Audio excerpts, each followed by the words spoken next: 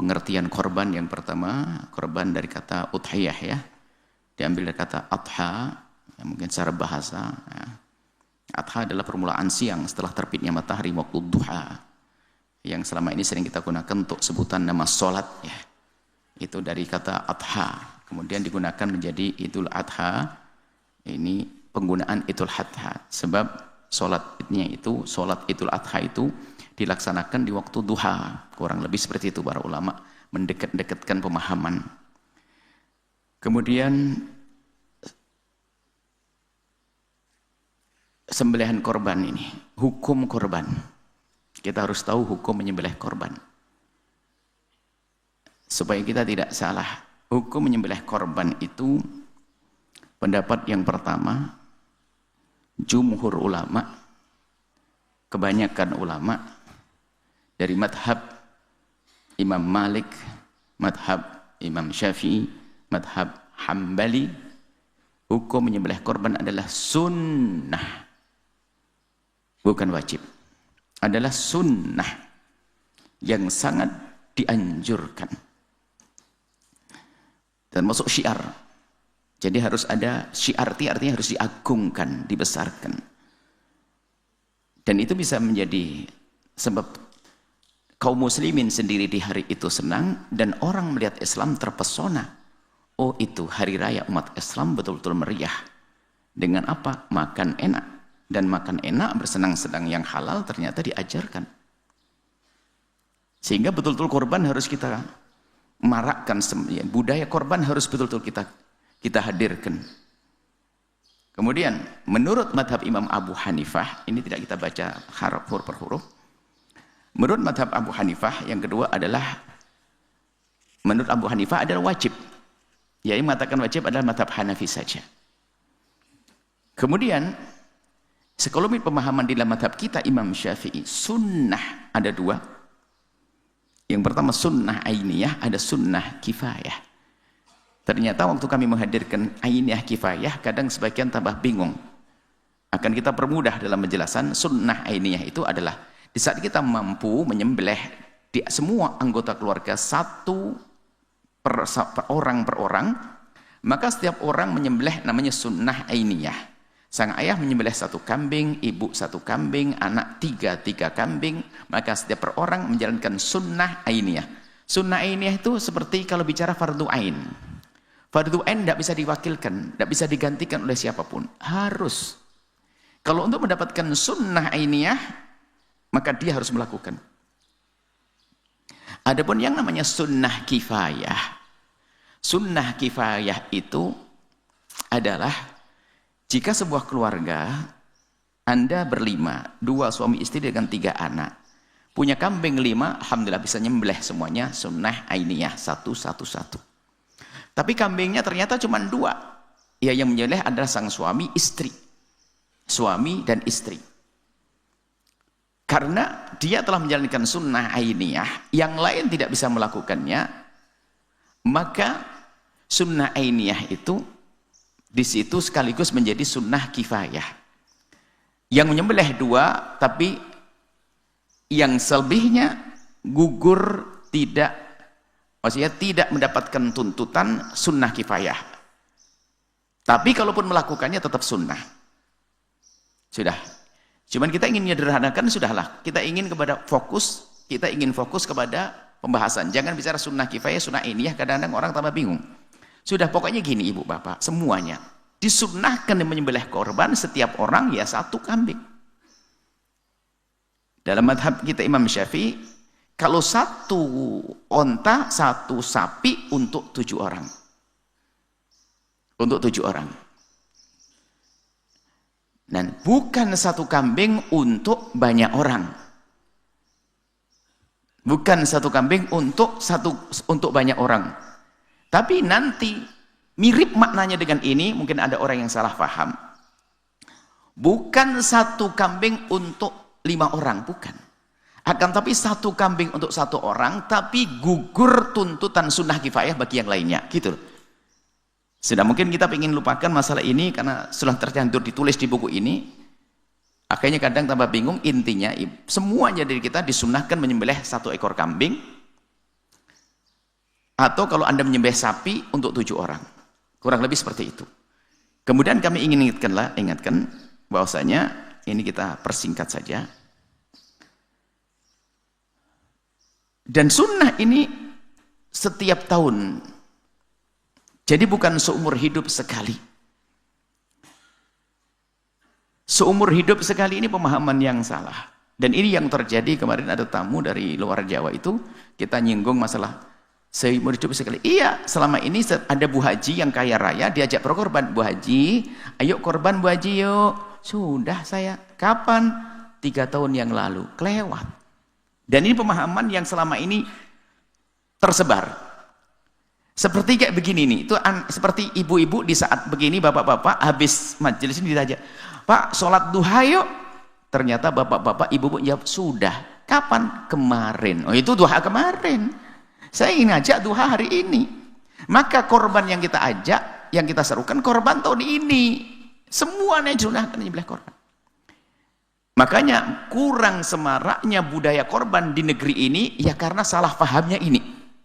Dan saya masih ingat kok, masih dari masa kecil tuh saya sudah korban, yang belum ibu saya. Semuanya belum hari ini, belum siap korban. Tinggal besok saya, giliran besok saya. Ini menunjukkan pemahaman yang salah. Korban disunahkan setiap tahun atas setiap orang. Kalau Anda punya anak 5 tambah 2, 7. Enggak punya 7 dan 6, enggak punya 6, 5. Ya yang 5 saja nyembelih korban. Sisanya adalah gugur sunnah kifayahnya. Sudah terwakili oleh yang sudah nyembelih korban. Tapi hendaknya paham bahwasanya setiap tahun, setiap orang disunahkan nyembelih korban. Ingat, jangan sampai ada di rumah Anda berkata, saya sudah tahun lalu, atau sekalian saya kan sudah, sekalian giliran abang saja deh. Kok sudah? Ente belum. Cuman punya kambing 1, biar abang aja nyembelih. Saya juga belum, jangan bilang sudah. Wong tidak nyembelih korban kok bilang sudah. Saya ingin merubah pemahaman ini. Sehingga nanti di kampung kita semua bersemangat untuk nyembelih korban. Lalu bagaimana caranya agar betul-betul korban itu ringan bagi mereka? Ya dipersiapkan. Nanti setelah bulan haji, ibu pergi ke pasar kambing sana, pilih kambing kecil 4, piara, tahun depan sudah gede 4. Tapi tahun depan jangan disembelih semuanya, 2 disembelih, 2 dijual lagi, beli 4 lagi. Wah ini nyembelih korban semuanya. Jadi berpikir sambil nabung deh hari ini. Artinya perlu kesadaran, oh pahalanya gede. Memang di sana ada riwayat tentang keutamaan menyembelih korban yang bermacam-macam, banyak riwayat palsu, tapi yang jelas menyembelih korban adalah ibadah yang luar biasa dan hanya ada di bulan haji dan tidak ada di bulan-bulan yang lainnya dan tidak bisa disamakan dengan menyembelih kambing biasa. Anda hari ini menyembelih kambing dapat pahala, tapi tidak segede di saat Anda menyembelih kambing korban.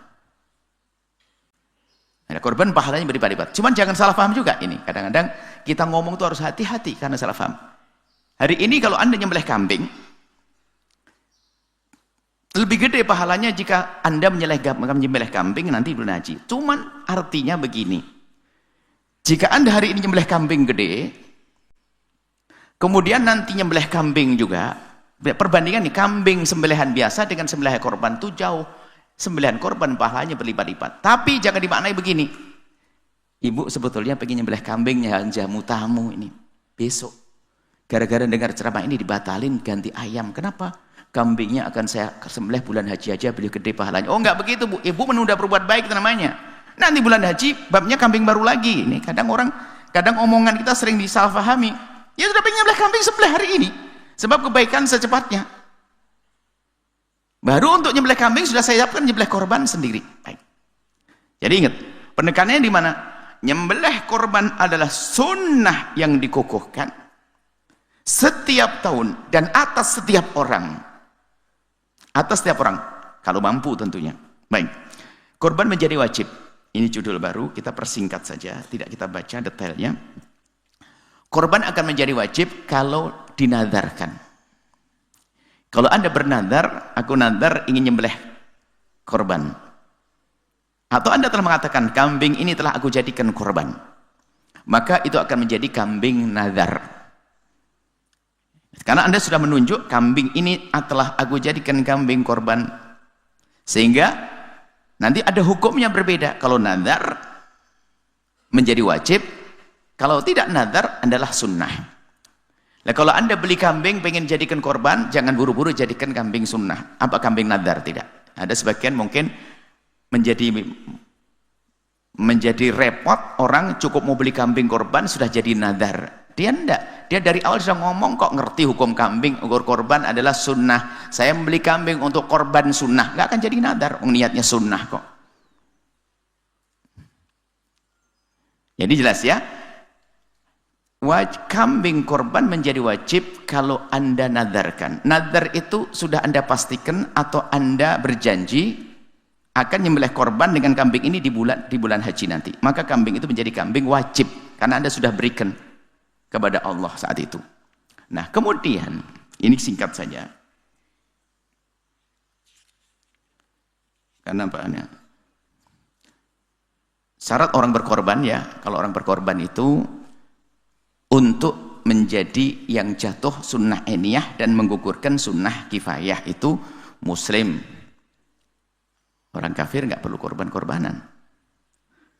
Usia balik, anak kecil usia balik untuk menggugurkan sunnah kifayah. Ini ada keterangannya nanti sebetulnya. Jadi anak kecil disembelihkan oleh orang tuanya ya sah. Anak sebelum tamyiz juga sah ya niat orang tuanya. Sudah tamyiz suruh niat sendiri menyembelih korban.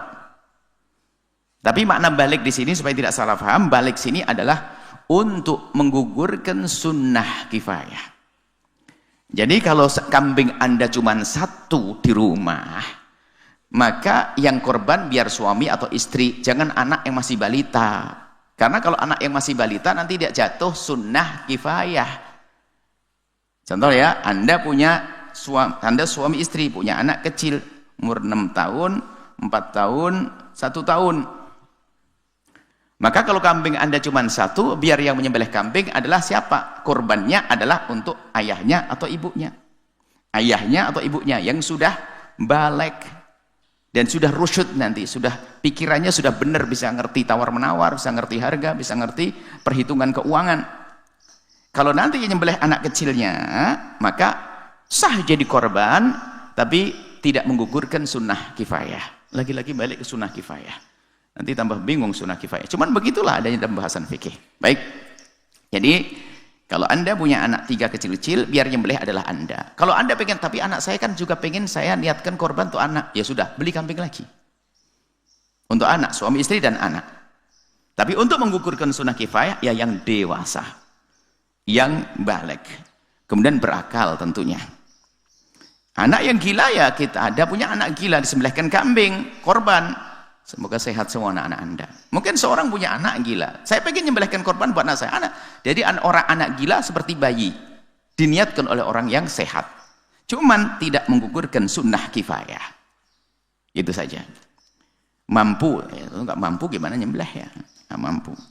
Kemudian rosyid ini maknanya orang sudah akal timbangnya dalam urusan dunia itu sudah benar. Ngerti tawar-menawar. Ngerti ini harga, ngerti jual beli. Ya, ini adalah rasyid, orang yang sudah bisa bertransaksi dengan benar itu rasyid. Anak kecil nggak ngerti. Ya, anak kecil duit 100.000 ribuan, berarti kan 100 biji satu kebok. Dijual sama milikmu merah 2, kan cuma 2 diganti 100, boleh enggak? 200 diganti 100. Anak kecil nggak ngerti, dibohongin. Maka itu belum rusyud. Kalau orang rusyud, anak yatim sudah rusyad diserahkan hartanya kepada mereka. Sudah ngerti, ini uangku, ngerti jual beli, istatar menawar. Baik, ini syaratnya menyembelih korban. Kita persingkat saja. Kemudian kita jelaskan merdeka. Merdeka juga. Budak tidak menggugurkan sunnah kifayah. Baik. Kita lanjutkan korban wajib, korban sunat. Masalah niat, nah ini sedikit kita lanjutkan pertemuan minggu depan. Mudah-mudahan belum korban kan. Dalam niat bagaimana? Ini sebagai ribet ini. Panitia nggak usah bingung urusan niat. Niat korban saya sampaikan. Anak kecil yang berkorban. Pertama kita, anak kecil korban bagaimana? Anak yang belum tamyiz. Ingat tamyiz itu Bu? Tamyiz itu orang yang sudah akalnya itu sudah ada. Mungkin gambaran sederhananya, syarat sederhana untuk mengetahui anak sudah tamyiz atau belum. Tamyiz dalam madhab kita boleh jadi imam. Sudah jadi imam. Ibadahnya sudah sah. Benar. Tamyiz itu sederhananya begini. Umurnya sudah 7 tahun Hijriah. Syaratnya 2 kurang lebihnya begitu. Umur 7 tahun Hijriah, bukan Masehi. Umur 7 tahun Hijriah. Yang kedua, bisa mandiri. Makan sendiri, minum sendiri, mohon maaf. Cebok sendiri. Ya, bisa membedakan antara roti dengan api. Pokoknya gitu. Nah, jadi, itu sudah umur 7 tahun. Tapi ada umur 7 tahun tapi masih ngah-ngah. Idiot. Idiot tidak, belum tamyiz dia. Selagi sudah tamyiz, niatnya suruh niat sendiri. Kau niat korban, sayang ya. Kau menyembelih korban, ya Umi, saya niat korban. Selesai. Yang kecil diniatkan oleh orang tuanya. Niat korban sederhana, nggak usah pakai bismillahirrahmanirrahim. Aku niat korban, sudah selesai. Karena Allah. Nah, waktunya kapan? Waktu dan cara ini kadang-kadang merusak syariat. Yang pernah terjadi adalah zakat fitrah. Korban rupanya juga. Zakat fitrah itu ada sebuah tempat. Kalau niat tuh harus tangannya dicelupkan di beras. Terus perempuan lagi, yang bimbing ustadznya muda laki-laki. Kan asik ini, kan ngaco ini. Asik neraka nanti. Jadi dipegang, bismillahirrahmanirrahim, saya niat dipegang tangannya. Ya enggak, niat enggak harus seperti itu. Jadi niat itu sederhanakan. Menyembelih kambing enggak urus perempuannya, mana yang punya? Bu siapa? Bu sini, sini, maju ke depan, sini. Niat, ini ke belakang. Enggak usah begitu. Karena kita perlu merapikan ini. Sudah benar, niat itu sederhana. Menurut jumhur ulama, kebanyakan ulama dalam mazhab Hanafi, Maliki ya, kemudian selain Syafi'i ya, Maliki, Hanafi, Maliki, Hambali. Niat itu terbentang dari saat menentukan di kambing korban. Dari saat dia pengen nyembelih korban, sudah pengen nyembelih korban, sampai waktu nyembelih itu waktunya terbentang. Kalau mazhab Imam Syafi'i, waktunya adalah saat nyembelih. Lah ini loh, mazhab Syafi'i agak berat, repot. Jadi itu nyembelih suruh niat. Kalau seandainya korban disembelih oleh yang punya, waktu nyembelih aku niat korban.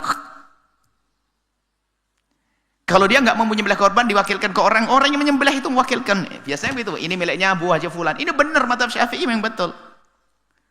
Di saat orangnya ada, mewakili, Pak Haji ini milik siapa? Saya. Sudah, saya niatkan, saya nyembelih untuk ini milik korbannya Pak Haji ini sembelih. Pakai bahasa Jawa, bahasa Jawa juga sah. Ini nyembelih korban kagungannya Pak Haji ini. Selesai. Enggak usah pakai bahasa Arab. Nah ini kalau orangnya ada. Ini gara-gara orangnya ada, kambingnya adalah 700. Mana ini milik siapa? Terebut panitia korban. Gara-gara nah ini kita beri solusi. Madhab jumhur sudahlah. Sudahlah ente serahkan, ente niat sudah sah. Ente pergi ke Mekah sana setelah itu terbang. Sudah, waktu Anda menentukan selesai. Ini gampang, nggak usah dicari. Yang punya ini mana? Dikasih tali, jatuh lagi talinya, potol. Tidak ada. Sudahlah, jangan diperebut masalah ini. Kita sengaja permudah ini hadirkan. Dalam mazhab lain, Anda pokoknya Anda beli kambing sudah selesai, Anda serahkan, sudah sah itu niat. Nggak usah lagi nanti perempuan, muda, suruh nongkrongin, nunggui. Memang betul, menyaksikan itu dianjurkan. Cuman ada pertimbangan lain. Orang di Jawa pengen nyembelih korban di Kalimantan, cuman harus menyaksikan kambing 1, pesawatnya 3 juta. Nah, ini kan mending nyembelih kambing 2. Ini harus menyaksikan dia. Apalagi di kampung nanti kan disanjung sama lulukan, wah ini Bu Haji dari Indonesia, dari Jawa, sedekah. Riaknya muncul juga kadang-kadang. Menyaksikannya duit. Ya menyaksikan dianjurkan, tentunya ada pertimbangan-pertimbangan lain dong.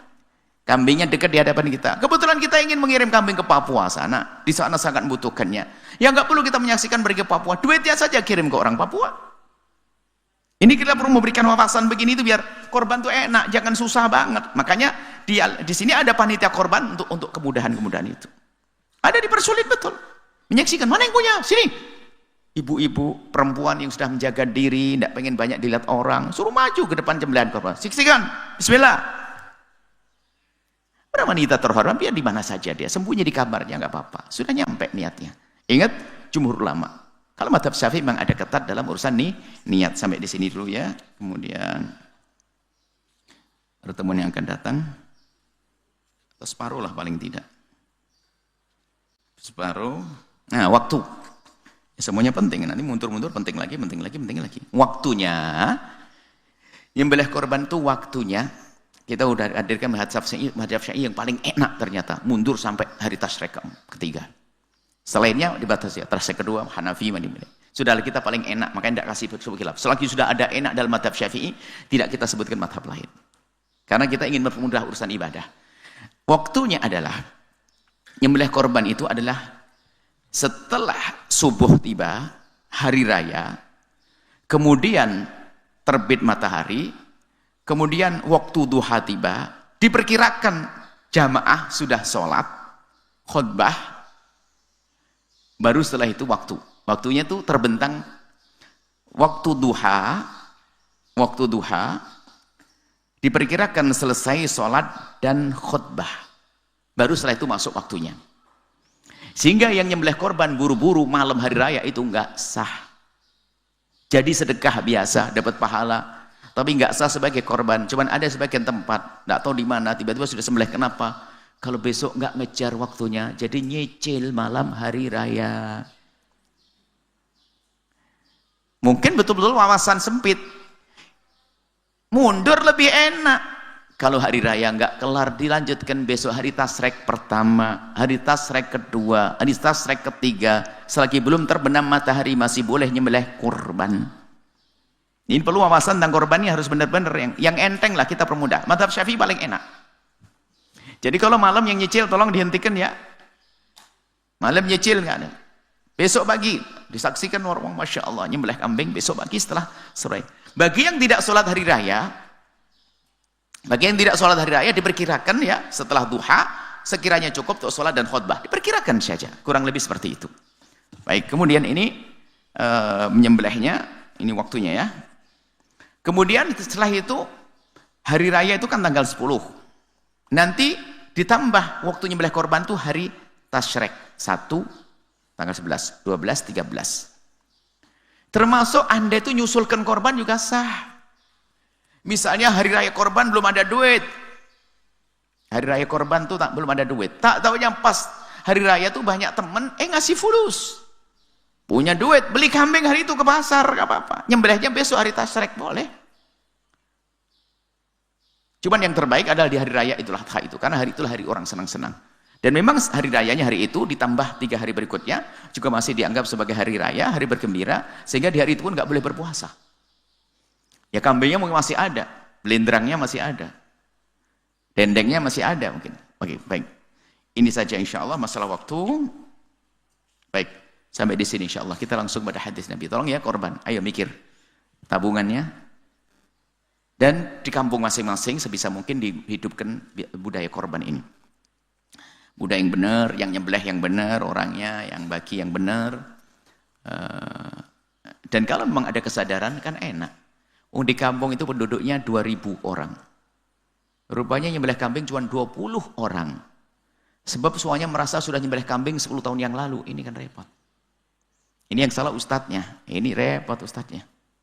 Setiap orang dianjurkan untuk menyembelih korban setiap tahun dan setiap orang 1 orang. Baik, ini saja insya Allah. Kita lanjutkan pada pertemuan yang akan datang. Insya Allah. Anda menyaksikan video ini, jangan lupa berselawat kepada baginda Nabi Muhammad sallallahu alaihi wa alihi wa sahbihi wasallam.